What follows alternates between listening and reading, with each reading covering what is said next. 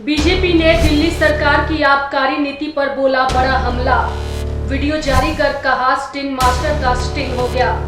संबित पात्रा ने केजरीवाल सरकार से पूछे कई सवाल।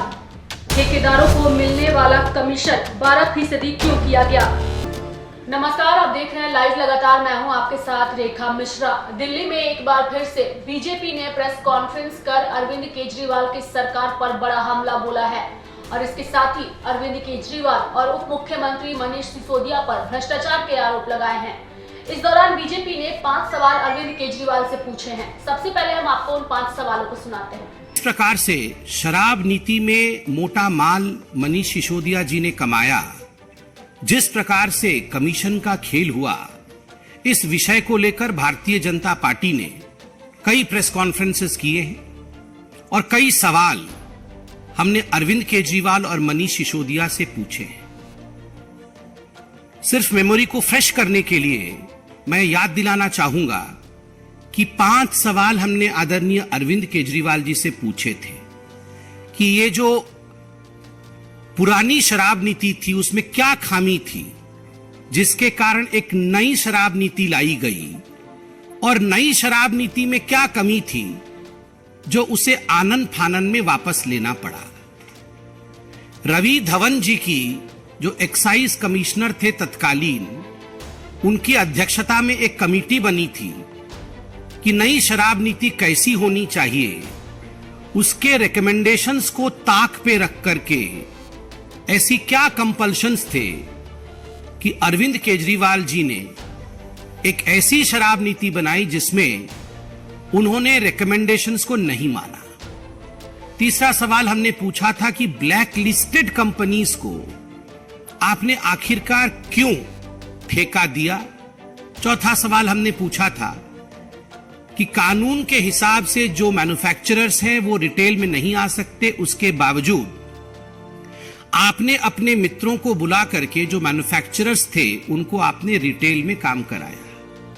पांचवा सवाल हमने यह भी पूछा था कि क्या कारण थे कि पहले जो फायदा या कमीशन ठेकेदारों को 2% का मिलता था उसे आपने 12% में तब्दील किया, जिसके कारण दिल्ली सरकार को भारी नुकसान उठाना पड़ा और ठेकेदारों को बहुत फायदा हुआ। मनीष सिसोदिया जी और अरविंद केजरीवाल जी के मित्रों का बहुत फायदा हुआ। 144 करोड़ रुपया ये जो लाइसेंस फीस था अपने मित्रों का, बिना कैबिनेट के अप्रूवल का, इन्होंने क्यों माफ किया। ये कुछ सवाल हमने आपके माध्यम से केजरीवाल जी और मनीष सिसोदिया से पूछा था। बीजेपी के प्रवक्ता संबित पात्रा ने अरविंद केजरीवाल पर गंभीर आरोप लगाए और इसके साथ ही कहा कि स्टिंग मास्टर का इस बार स्टिंग हो गया। क्या कुछ कहा है, सबसे पहले वो आपको सुनाते हैं। आज इस प्रेस कॉन्फ्रेंस के माध्यम से हम जो दिखाने वाले हैं, स्टिंग मास्टर का स्टिंग हो गया है।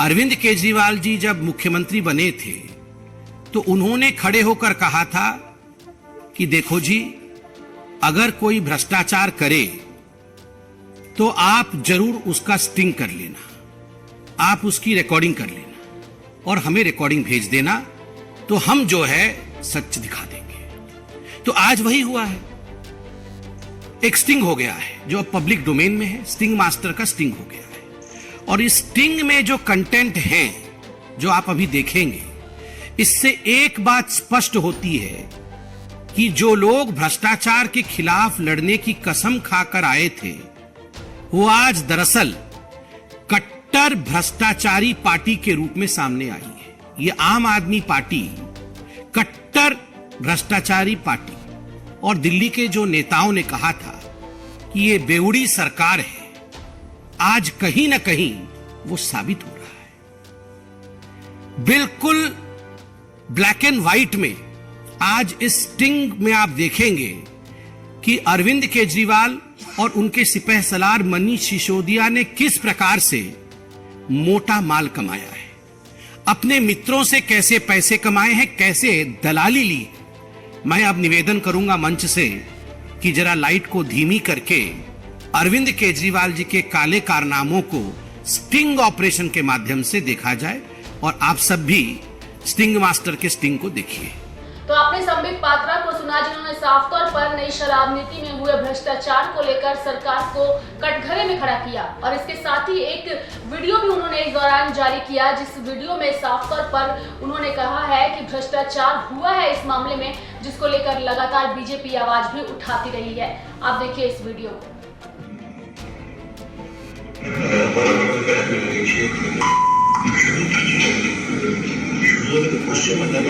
वैसे बयान दे दो तो साढ़े दिन तक बड़े विचोले विचोले अंदर में जो दिखता है तो सीधे विचोले वो दिखता है ना सदन क्यों देंगे सदन जो सेट हो 6% आएगा तो जाएगा 6% आसान करना समझो 6% देना ही काम नहीं चाहिए। आज कल को महाराज 100 करोड़ 12 करोड़ रुपया तो कमीशन आ रही है, 6 को काला करके ये तो दिक्कत चीज है। 6 को काला किसा करोगे वो तरीका तो दसो तो काला को कानून मोड़ को मुझे बड़ी बहन दे देंगे।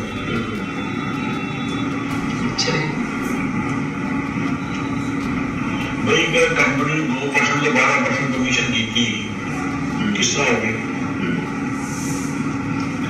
ढाल वगैरह ने दिल्ली लगाए, पंजाब भी ले, जिला पंजाब ठीक है वो पिट्टे में नहीं पंजाब वाले जो शराब का काम करता था।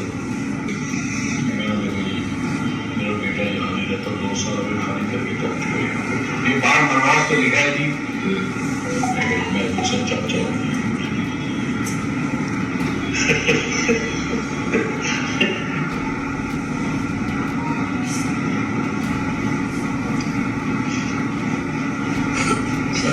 वर्ल्ड में जड़ा ना सारी जानी से और कुछ नहीं चल रहा है। अंडर टेबल ही करना है, कोई जगह ठीक है नहीं करेगा। इस कैसे आपको बता दें कि जो वीडियो इस दौरान आप देख रहे थे, इस वीडियो में बीजेपी ने यह दावा किया है कि उसमें नजर आ रहे शख्स आबकारी मामले में सीबीआई द्वारा दर्ज किए गए एफआईआर में 13 नंबर के आरोपी शनि मालवा के पिता कुलविंदर मालवा है। बता दें कि बीजेपी ने इस वीडियो के जरिए यह गंभीर आरोप लगाया है कि दिल्ली में जमकर भ्रष्टाचार हुआ है। यहां पर स्पष्ट शब्दों में मारवा साहब जिनका स्टिंग हुआ है वो कहते हैं एक गलती तो बड़ी कर दी जी इन्होंने, ब्लैक लिस्टेड कंपनियों को बुला बुला करके इन्होंने टेंडर दिया है।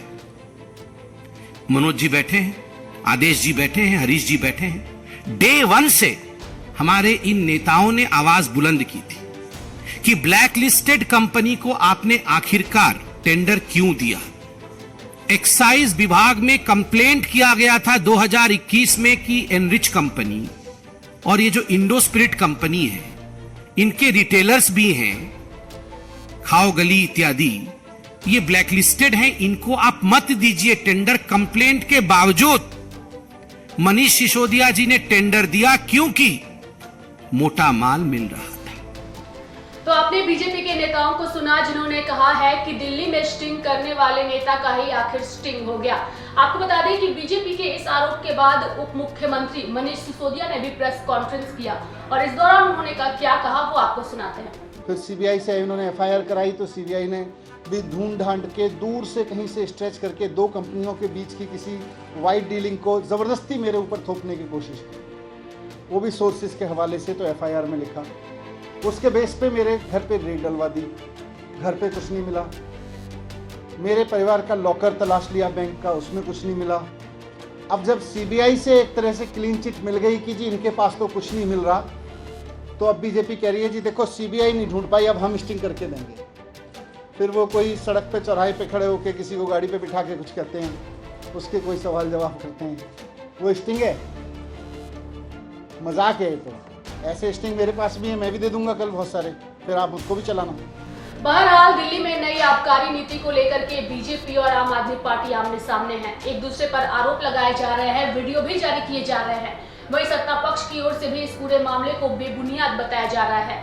देखने वाली बात होगी कि आने वाले दिनों में नई आबकारी नीति को लेकर दिल्ली में किस तरीके की राजनीति देखने को मिलती है। तो मेरे साथ इस खबर में फिलहाल इतना ही। तब तक के लिए आप देखते रहिए लाइव लगातार। नमस्कार।